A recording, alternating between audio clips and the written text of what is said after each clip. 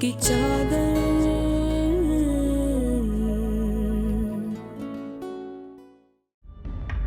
इस कदर आसानी से मैं तुम्हें इस रिश्ते से, इस ताल्लुक से मुकरने नहीं दूंगा। शायद तुम एक बात नहीं जानते हैं कि औरत से कोई भी बात जबरदस्ती नहीं मनवाई जा सकती। तुम कोर्ट में अपना बयान दे देना, मैं रिश्ते और 50 लाख के लिए तैयार हूं।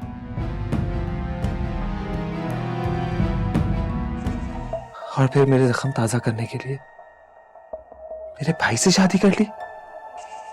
क्यों किया तुमने ऐसा? बोलो हमारा। God sake, Evan, leave me. बोलो क्यों किया तुमने ऐसा?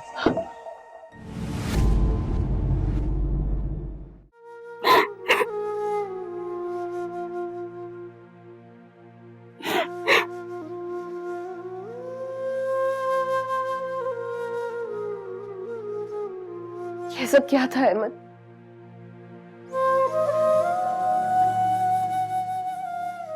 मेरा पास्ट। बोल दो कि ये मैंने जो कुछ भी देखा सब झूठ था। तुम इसे मजाक समझकर भूल जाओ। मैं भूल जाऊंगी, मैं अपनी आंखें बंद कर लूंगी अहमद, सोच लूंगी कि ये सब एक मजाक था। लेकिन क्या आप हमारा को भूल सकते हैं? कोशिश करूंगा। आपने मुझे पहले क्यों नहीं बताया? क्या बताता? अपनी नाकाम मोहब्बत की कहानी सुनाता तुम्हें, खुद अपना तमाशा बनवाता। तमाशा तो मेरा बन गया।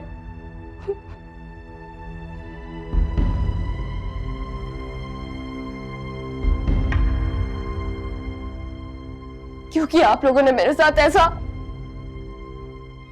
तुम्हें जो भी पूछना है तुम जाकर मॉम से पूछो। उनसे मैं जरूर पूछूंगी।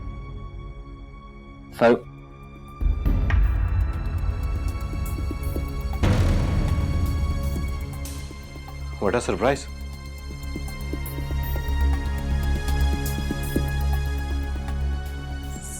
सरप्राइज? कौन सा सरप्राइज? तुम क्या समझती हो कि मैं तुम्हारे मुतालिक बेखबर रहता हूँ? मुझे कुछ भी इल्म नहीं रहता। नहीं, वो असल में। अरे रहने दो, कम से कम तुम्हें मुझे तो बताना चाहिए था ना। कैसे बताते? फोन करके। और कैसे? तो आपको फरवा ने बताया? अरे नहीं नहीं, फरवा ने नहीं, अंकल फिरोज ने मुझे बताया कि अंकल अकमल की उनके साथ सुलह हो गई है और वो शैला को हमाद का मर्डर माफ कर रहे हैं।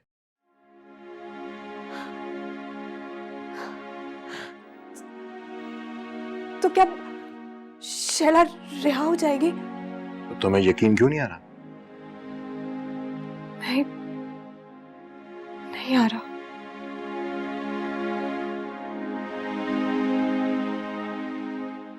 अब मायूस होना छोड़ दो, कल इंशाल्लाह शैला हमारे दरमियान होगी। आप मेरे साथ ये कैसे कर सकती है आंटी?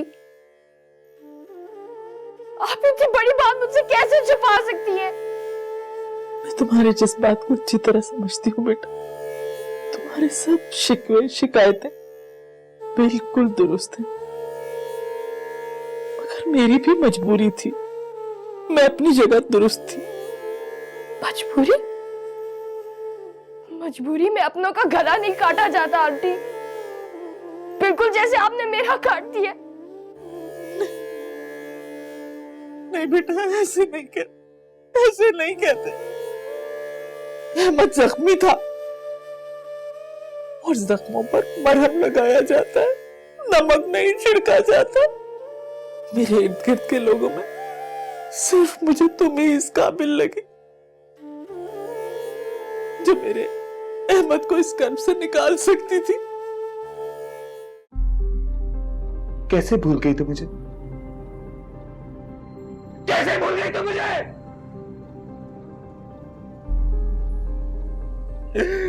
कैसे भूल गई तुम मुझे?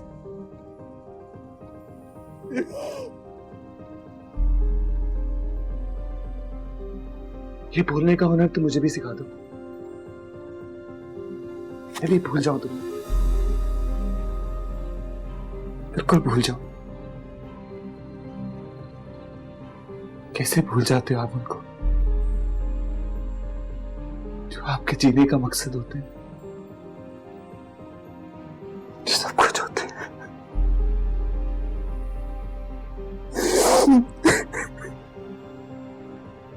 अहमद, खाना खा ले।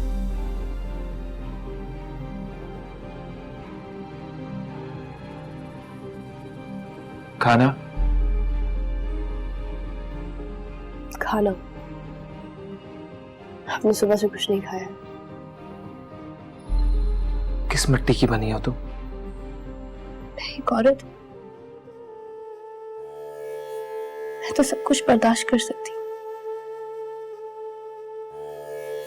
लेकिन मत भूलो हासिम भाई एक मर्द है, और वो ये सच्चाई कभी बर्दाश्त नहीं कर सकेगी। किसी एक की गलती या बेवफाई को घर के सभी अफराद पर तकसीम ना करो। बेहतर यही होगा कि आप अपने जज्बात को कंट्रोल में रखें।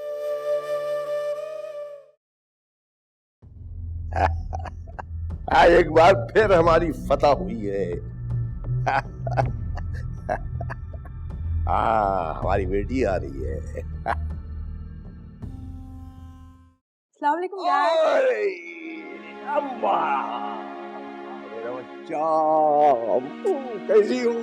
बिल्कुल ठीक है। आज मैं बहुत खुश हूँ बेटा, आज मेरी बेटी शैला आ रही। जी डैड, हसन ने बताया मुझे। वो तो इनफैक्ट ये कह रहे थे कि शाम को इकट्ठे मिठाई लेकर चलते हैं, लेकिन ऑनेस्टली मुझसे तो शाम तक का इंतजार होने नहीं वाला था, इसलिए मैं सुबह ही चली आई। अच्छा किया तुमने, बहुत अच्छा किया भाई। जब खुशी दरवाजे पर दस्तक देने लगे तो उठकर दरवाजा खोलना चाहिए, इंतजार नहीं करना चाहिए। हाँ बिल्कुल ठीक कह रहे हैं डैड, लेकिन जरा मुझे ये तो बताएं कि आपने उनको सुलह करने के लिए एग्री कैसे किया? ये तुम छोड़ो, अभी कैसे किया कैसे नहीं किया, क्या हुआ क्या नहीं हुआ, छोड़ो छोड़ो, ये तुम्हारे काम की बातें नहीं है। तो मुझे ये बताओ बेटा, तुम अपने घर में खुश हो? छोड़े ना डैड इस बात को, मैं आपकी खुशी का जायका नहीं खराब करना चाहती। क्या मतलब? मैं बहुत कंसर्न हूँ इस बात से। क्या अहमद ने तुम्हारे घर आकर कोई गड़बड़ तो नहीं की? है डैड, उसने मुझसे बहुत पूछने की कोशिश की कि मैंने उसके साथ ऐसा क्यों किया। मैंने भी उसे बहुत अवॉइड करने की कोशिश की, मगर क्या? अगर उसकी इस जिद और हट धर्मी की वजह से उसकी बीवी को पता चल गया है कि मैं और अहमद एक दूसरे को कभी पसंद करते थे, और अब ये राज कभी भी हसन पर खुल सकता है। Very bad, very bad. Yes dad, मुझे तो अब कुछ भी समझ में नहीं आ रहा। पता नहीं अब किस्मत क्या फैसला करेगी।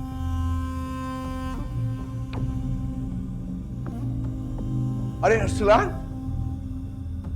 तुम आ गए? क्या बात है, शैला नहीं आई तुम्हारे साथ? भाई भाई प्लीज कुछ तो बोलें, क्या हुआ है, कुछ बताएं तो सही।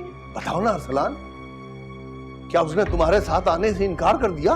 भाई अगर उसने इनकार कर दिया है तो इसमें रोने वाली कोई बात नहीं है। मैं और डैड जाके उसे मना कर ले आएंगे ना।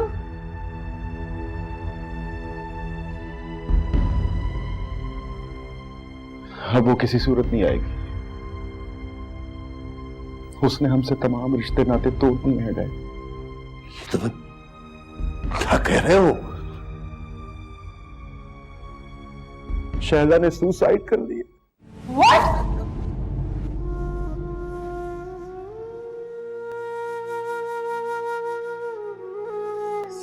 सुसाइड? हाँ सुसाइड। भाई प्लीज आप कह रहे हैं, हम झूठ बोल रहे हैं।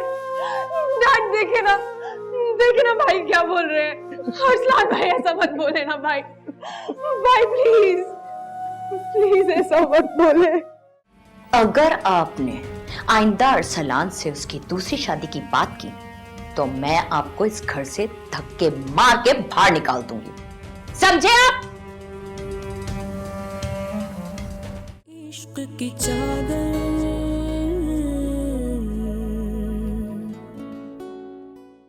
इश्क की चादर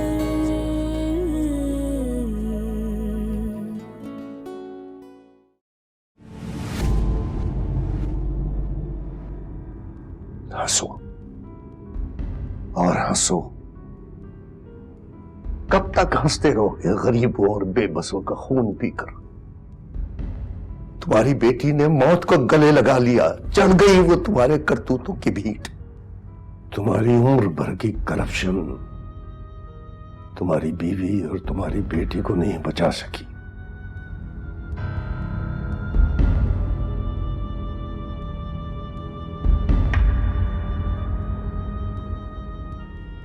अब भी तुम्हें नहीं मालूम हुआ कि बेबसी क्या होती है? लाचार की किस बला का नाम है? हंस रहे हो? अरे तुम्हारे लिए तो डूब मरने का मकाम है। अब भी हंस रहा है रिश्वतखोर।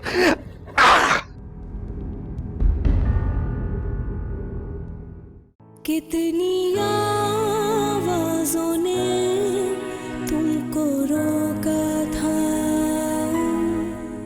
लेकिन तुमने हिर्सो हवस के बाजारों में। क्या हुआ डैडी, तस्वीर कैसे गिरी? जैसे मैं टूट कर गिर गया हूं, वैसे ये तस्वीर गिर गई।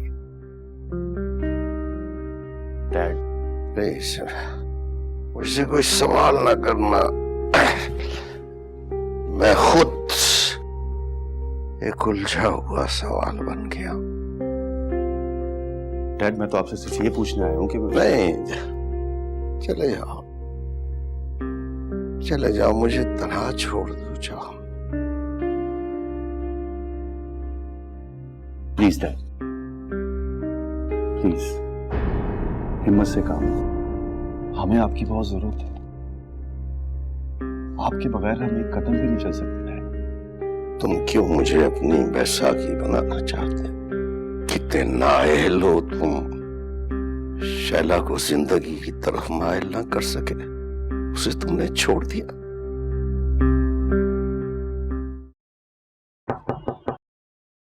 कम इन।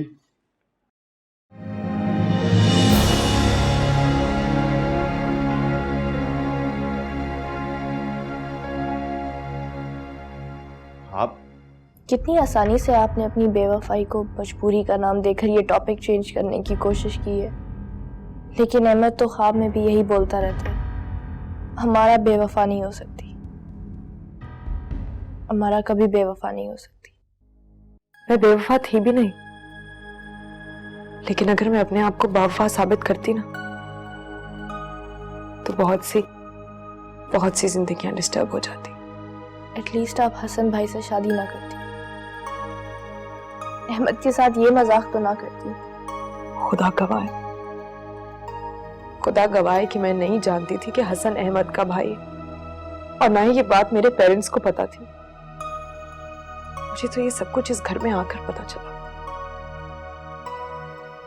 आप कुछ भी कहें, आपकी बेवफाई की वजह से अहमद बहुत तकलीफ से गुजर रहा है। आपकी इस घर में मौजूदगी उसको बिल्कुल पागल कर देगी। परवा, please listen to me.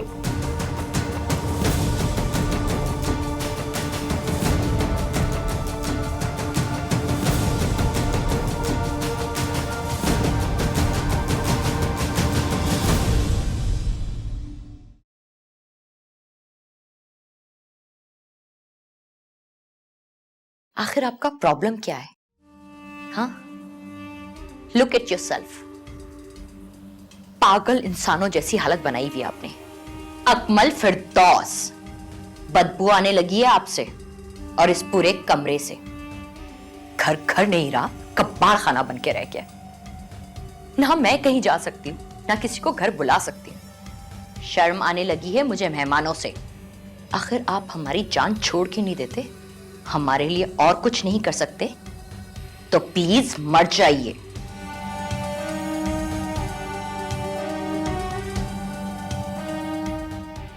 Shaila तो मर चुकी है। अरसलान की दूसरी शादी कराने के ख्वाब देखने के बजाय आप अपनी बेटी और बीवी के पास जाने की तैयारी कीजिए। अगर आपने आइंदा अरसलान से उसकी दूसरी शादी की बात की तो मैं आपको इस घर से धक्के मार के बाहर निकाल दूंगी, समझे आप?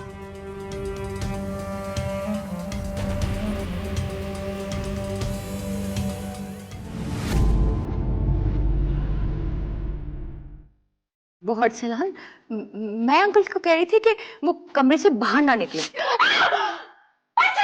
चिल्लाओ मत।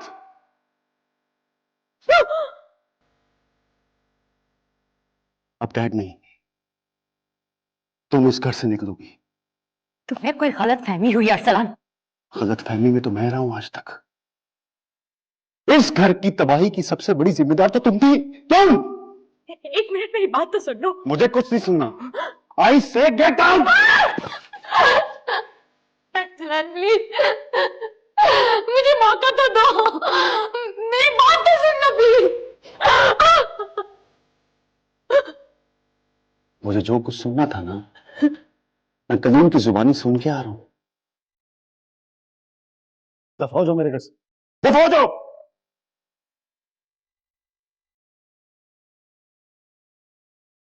कलीम की जुबानी?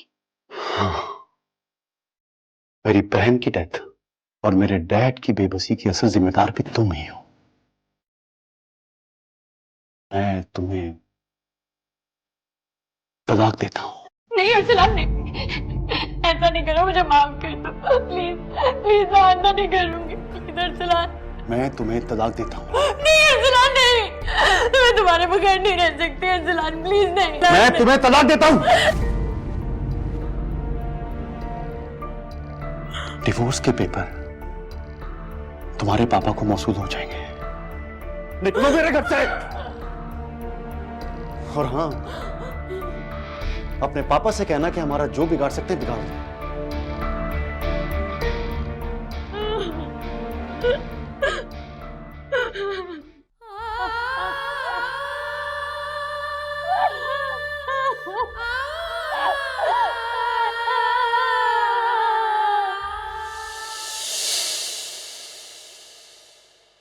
इश्क की चादर,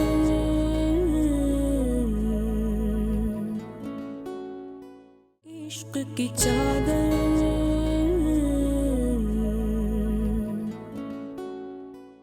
मैंने तुमसे कहा था ना, औरत पर्दा होती है, वो पर्दे में खूबसूरत लगती है, मगर तुमने उसे रुस्वा किया और अब अपना जुर्म किसी और के खाते में डालकर खुद बरीउल जुम्मा होना चाहते हो। हराम में अज़ाब, हलाल में हिसाब। हम तो हलाल और हराम के चक्कर में पड़े। हमने तो सोचा ही नहीं इस दुनिया की हकीकत को।